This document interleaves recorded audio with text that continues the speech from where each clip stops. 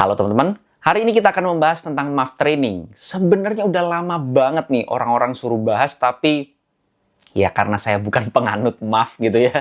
Tapi tetap aja harus kita bahas karena cukup populer. Mari sama-sama ikuti.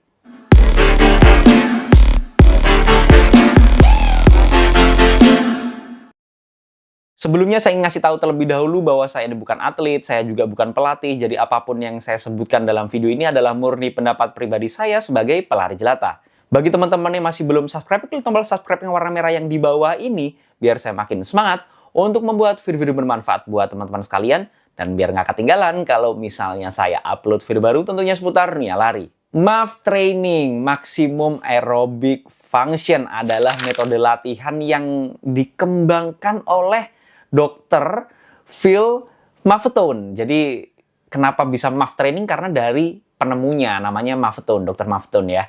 Jadi disebutnya MAF training. Pendekatan ini berfokus pada pengembangan sistem aerobik secara optimal dengan latihan berintensitas rendah, sehingga tubuh menjadi lebih efisien dalam membakar lemak dan menghindari overtraining. Sebenarnya sejarahnya dulu tuh Dr. Maffetone itu kenapa bikin metode ini, karena dia ini kesel sama atlet-atletnya yang suka cedera karena overtraining. Jadi disuruhnya akhirnya intensitas rendah. Tapi ternyata ada manfaat positifnya juga dengan latihan intensitas rendah tersebut. Tujuan dari MAF training yang pertama adalah membangun fondasi aerobik yang kuat. Kemudian meningkatkan efisiensi metabolik, terutama pembakaran lemak gitu ya.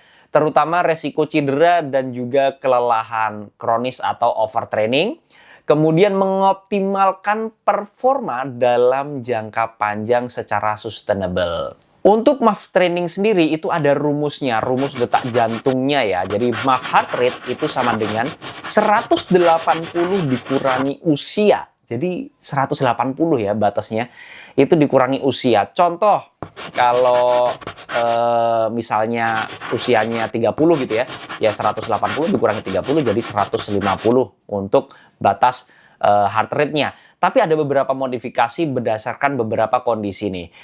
Kalau kalian sedang sakit atau baru pulih dari cedera atau sedang sakit yang ya bukan sakit yang berat banget ya, tapi kayak intinya kondisinya kurang fit, itu heart rate-nya dikurangi 5. Jadi 150 kan tadi ya, 180 dikurangi 30 umurnya jadinya 150, jadinya 145 kalau kalian lagi kondisi kurang fit.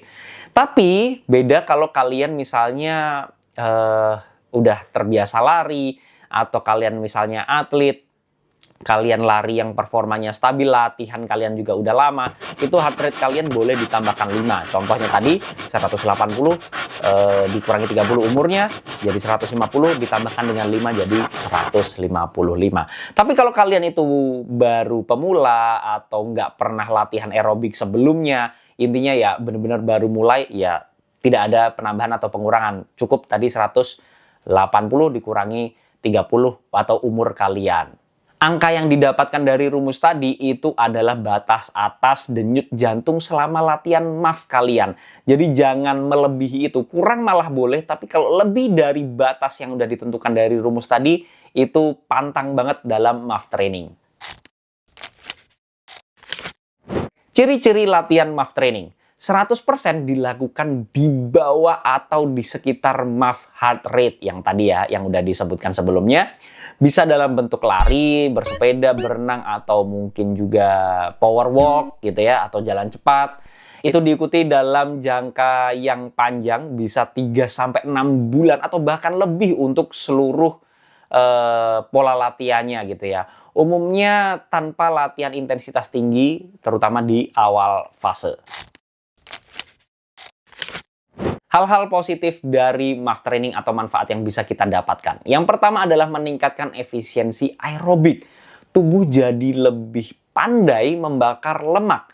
Cocok buat long distance runner atau endurance athlete yang biasanya jauh-jauh banget tuh larinya, kayak apa ya?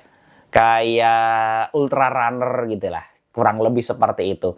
Pelari bisa lebih cepat di detak jantung yang sama kalau progresnya diukur lewat MAF test. Manfaat yang kedua adalah mengurangi resiko cedera dan juga overtraining. Karena intensitasnya rendah, resiko kerusakan otot, tulang, dan juga sendi ini sangat kecil. Cocok buat pemulihan dari cedera atau pelari yang sering mengalami overtraining atau dikit-dikit kayaknya terlalu capek setelah kalian berlari. Yang ketiga, meningkatkan kapasitas pemulihan. MAF training mendorong fungsi parasimpatetik.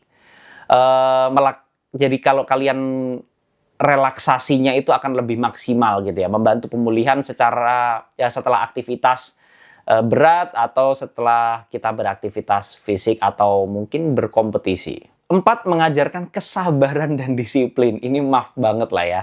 Tidak hanya aspek fisik, MAF juga membentuk mental yang sabar dan konsisten. Kita stick to the plan, stick to the boundaries gitu loh. Jangan sampai melebihi batas. Cocok bagi yang ingin membangun performa jangka panjang, bukan yang sekedar instan-instan aja. Manfaat yang kelima adalah memungkinkan untuk latihan harian. Jadi kalau kalian biasanya intensitas berat, itu besoknya pengen rest day tuh, pengen istirahat tuh. Tapi kalau kalian latihan intensitas ringan terus, jadi kalian memungkinkan untuk badannya dipakai latihan setiap hari. Kalau intensitas rendah, itu tidak terlalu capek kan badannya, bisa latihan hampir setiap hari tanpa kelelahan yang ekstrim.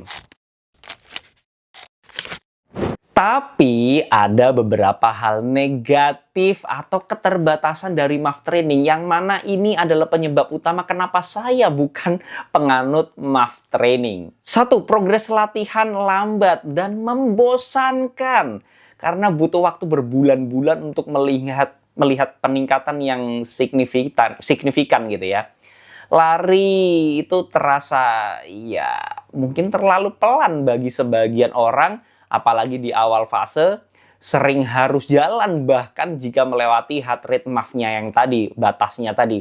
Itu kadang bikin kita stres atau frustasi kayak, aku ini mau lari, aku ini masih kuat, tapi kok batasnya cuma segitu gitu. Itu sering banget terjadi, jadi kita akhirnya iya, udah bosen duluan gitu ya.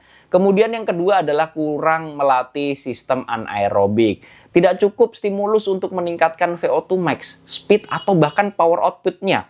Atlet kompetitif itu tetap butuh speed work atau interval dan juga race specific intensity yang tidak dijangkau oleh MAF. Jangankan atlet, mungkin hanya elite runner atau runner yang ada tujuan personal best tertentu aja yang nggak tinggi-tinggi banget, yang bukan atlet ya, jauh dari kata atlet lah, itu juga butuh intensitas yang agak tinggi dibandingkan dengan MAF, yang mana MAF itu nggak nyampe ke sana intensitasnya. Jadi ya kadang kalau tujuannya seperti itu tuh kurang cocok gitu loh. Kemudian yang ketiga adalah kurang cocok untuk tujuan penurunan berat badan yang cepat.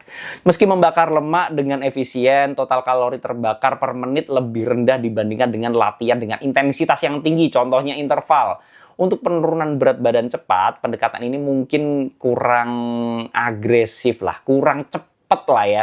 Karena kadang juga kalau cuman kita sekedar MAF training, easy run lah kurang lebih, itu tidak ada pembakaran lemak, pembakaran energi atau kalori setelah kita berlari. Jadi ya kalorinya hanya dibakar pada saat kita beraktivitas saja. Tidak ada afterburn effect-nya lah. Kemudian yang keempat adalah sulit diterapkan di lingkungan sekitar kita, terutama di Indonesia dalam kondisi tertentu. Itu kadang kota kita itu ada yang berbukit, panas, atau lalu lintas yang padat. Kemudian pada saat kalian itu mengalami seperti itu tuh denyut jantung gampang naik di atas batas MAF-nya itu sendiri. Jadi masa pas tanjakan kita harus benar-benar jalan pelan-pelan biar heart rate-nya nggak naik gitu ya. Kalau kita tanjakan pasti heart rate-nya kan naik. Jadi melambatnya kurang fleksibel buat beberapa lokasi yang nggak hanya lurus-lurus aja lah untuk dilalui. Yang kelima, tidak ada bukti ilmiah yang kuat sebagai pendekatan tunggal. Meskipun banyak testimoni positif, MAF training itu masih kontroversial dalam komunitas sains olahraga. Karena pendekatan one size fits all dari rumus 180 dikurangi usia itu terlalu simpel lah, terlalu sederhana banget. Jadi tidak ada bukti ilmiah yang konkret tentang kalau hanya kita menggunakan MAF training aja. MAF training itu ada tesnya. MAF test, cara mengukur progresnya itu tetap harus rutin ya, karena melakukan MAF training itu harus diukur setiap 4-6 minggu untuk mengetahui progres daripada latihannya.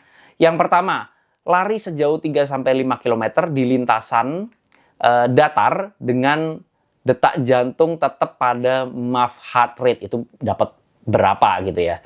Itu tetap batas MAF training. Itu salah satu MAF testnya. Kemudian yang kedua adalah catat pace tiap kilometer progresnya. Jika pace makin cepat di heart rate yang sama, berarti konklusinya adalah aerobiknya makin efisien. Tapi kalau misalnya heart rate-nya yang dipakai tetap sesuai batasan, tapi pace-nya sama terus, nggak ada progres, ya berarti memang belum berprogres gitu ya. Kemudian sebenarnya kapan sih MAF training ini cocok digunakan gitu ya? Kapan? Jadi kita berbicara waktu nih. MAF training itu cocok untuk pemula atau pelari yang gampang cedera atau pelari yang mudah overtrain atau dikit-dikit itu kayak pegel-pegel berlebih atau capek gitu ya, atau terkena cedera lah. Atlet yang sedang membangun base itu juga cocok sebenarnya buat MAF training, atau orang dengan kelelahan kronis atau masalah metabolik. Pelari yang ingin reset sistem setelah overtraining juga bisa banget pakai MAF training. Tapi nggak semuanya cocok gitu ya. Karena ada beberapa hal yang mana kalian tuh nggak cocok buat pakai MAF training. Atlet dengan waktu terbatas ingin cepat performnya naik itu nggak cocok. Atlet ini bukan yang atlet banget ya, intinya kita lah, pelari, runners yang sedang memasuki fase persiapan untuk race day itu nggak cocok kalau menurut saya. Orang yang mudah bosen atau tidak suka latihan yang monoton atau gitu-gitu aja sangat tidak cocok, karena kalian pasti nggak akan bisa maksimal latihannya. Menurut saya pribadi, MAF training tunggal itu nggak cocok lah. Saya pribadi bukan penganut MAF lah. Tapi kalau kalian kombinasikan dengan strategi yang lainnya atau latihan yang lainnya, kalian akan mendapatkan manfaat yang sangat baik. Banyak atlet atau pelari yang menggunakan MAF untuk fase-fase awal aja atau fase building aja pada saat kalian akan melaksanakan race gitu ya. Jadi fase building aja, kemudian kalian itu pada saat sudah mulai enak, kalian bisa menambahkan latihan-latihan seperti strides, tempo run, interval training, race pace workout. Ya intinya nggak hanya sekedar MAF trainingnya aja, tapi dengan variasi latihan yang lainnya. Dengan pendekatan ini, manfaat MAF itu bisa dimaksimalkan tanpa mengorbankan performa, kecepatan, atau race readiness-nya. Jadi kalian tahu ya kenapa saya pribadi bukan penganut MAF training atau MAF training tunggal lah setidaknya. MAF training itu bagus bagi sebagian orang, tapi nggak bisa semua orang itu maksimal menggunakan MAF training. Jadi tergantung kebutuhan kalian aja. Tapi enaknya MAF training itu kalian bakal aman. Jadi kalian kemungkinan untuk terkena serangan-serangan jantung di tengah latihan lari kalian tuh akan sangat minim karena memang intensitasnya yang rendah. Mungkin itu tadi yang bisa saya bahas dari MAF training, tapi balik lagi itu semua adalah pendapat pribadi saya, jadi teman-teman boleh banget nggak setuju. Kalau ada koreksi, masukan, pertanyaan, dan juga pembahasan, bisa langsung sharing di kolom komentar. Jangan lupa subscribe channel biar saya makin semangat untuk membuat video-video bermanfaat buat teman-teman sekalian, dan biar nggak ketinggalan kalau misalnya saya upload video baru tentunya seputar Nia Lari. Assalamualaikum warahmatullahi wabarakatuh.